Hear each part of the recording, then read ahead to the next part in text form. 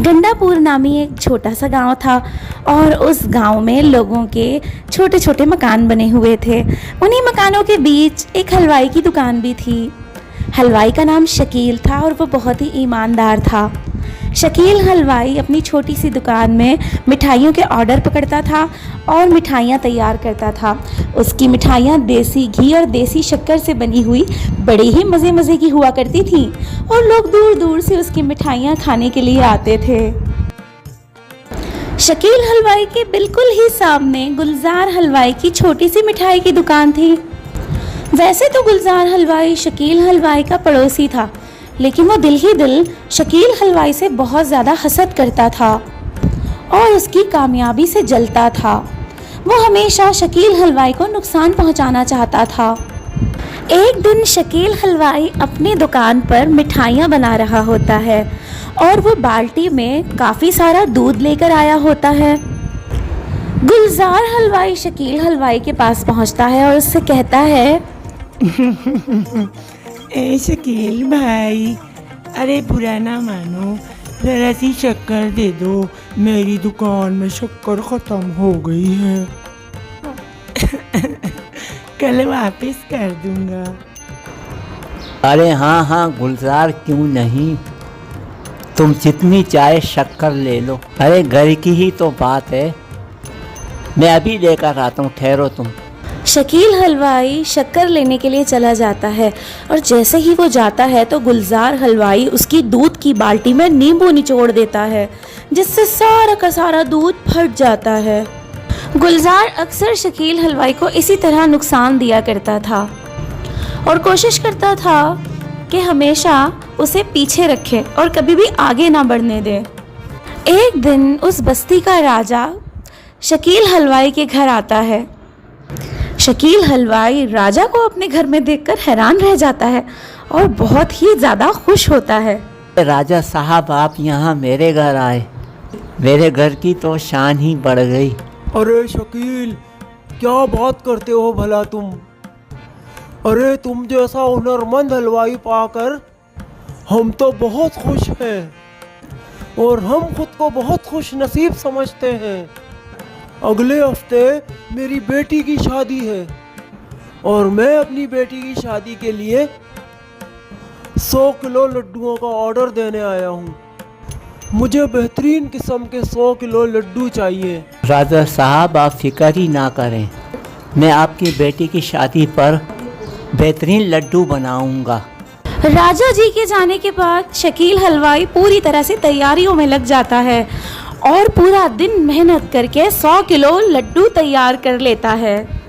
शकील हलवाई सारे लड्डू तैयार करके अपने कारखाने में रखकर वापस चला जाता है, जबकि गुलजार पीछे से सारा तमाशा देख रहा होता है। गुलजार दिल ही दिल में ठान लेता है कि अब मैं शकील हलवाई से बदला ज़रूर लूँगा। गुलजार हलवाई कहीं से चूहे लेकर आता है और चूहे लाकर शकील हलवाई के कारखाने में छोड़ देता है। चूहे उन सारे लड्डुओं को बर्बाद कर देते हैं और बेचारे शकील हलवाई की सारी मेहनत धरी की धरी रह जाती है। जब शकील हलवाई वहां पहुंचकर देखता है कि चूहों ने उसके सारे लड्डू बर्बाद कर दिए तो वो बहुत परेशान होता है। वो सोचता है कि अब तो बहुत कम वक्त रह गया है, मैं इतने मुख्तसर वक्त में दोबारा सारे लड्डू कैसे बनाऊंगा। उफ मेरे खुदाया, ये क्या हो गया, मेरी तो सारी की सारी मेहनत इन चूहों ने बर्बाद कर दी। अब मैं इतने कम वक्त में दोबारा से 100 किलो लड्डू कैसे बनाऊंगा। शकील हलवाई ने सोचा कि अब मेहनत तो बर्बाद हो ही गई है, लेकिन अब राजा साहब के सामने इज्जत भी तो रखनी है। यही सोचकर उसने मेहनत करके पूरा दिन लगाकर 100 किलो का एक बहुत बड़ा सा और बहुत अनोखा सा लड्डू तैयार किया। वो लड्डू देखने में बहुत ही शानदार लग रहा था और शायद इससे पहले ऐसा कोई लड्डू किसी हलवाई ने तैयार ना किया था। शकील हलवाई अपने 100 किलो के अनोखे लड्डू को थैले पर रखकर राजा के महल पहुंच जाता है। राजा और उसकी बेटी और महल के बाकी तमाम लोग ऐसा अनोखा लड्डू देखकर एकदम से हैरान रह जाते हैं और राजा की बेटी का तो खुशी का ठिकाना ही नहीं होता।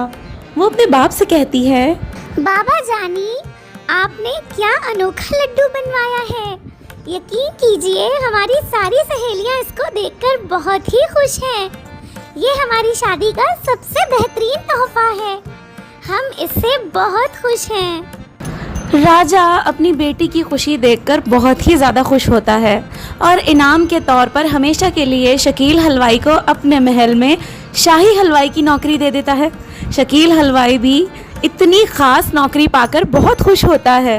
दूसरी जानिब जब शकील हलवाई के दुश्मन गुलजार को पता चलता है कि राजा ने खुश होकर शकील हलवाई को हमेशा के लिए शाही हलवाई के तौर पर महल में रख लिया है, तो उसे बहुत ही ज़्यादा जलन होती है। वो सोचता है कि क्यों ना मैं भी ऐसा ही बड़ा सा अनोखा सा लड्डू बनाऊं और राजा की नज़रों में ख़ास बन जाऊं। तो बस वो कोशिश और मेहनत करके उतना ही बड़ा लड्डू बना लेता है। लेकिन अफसोस कि उसी के लाए हुए चूहे जो उसने शकील हलवाई के लड्डुओं पर छोड़े थे वही उसके लड्डुओं पर टूट पड़ते हैं और उसके लड्डू की हालत ख़राब कर देते हैं। वो सोचता है कि क्यों ना डंडा मारकर चूहों को भगाया जाए। जैसे ही डंडा मारता है वैसे ही उसका बनाया हुआ 100 किलो का लड्डू टूटकर 2 टुकड़ों में तकसीम हो जाता है और उसका एक टुकड़ा आकर गुलजार के ऊपर गिर पड़ता है और गुलजार बेचारा उस लड्डू के बड़े से टुकड़े के नीचे दबकर मर जाता है और हमेशा के लिए अपनी जान दे देता है।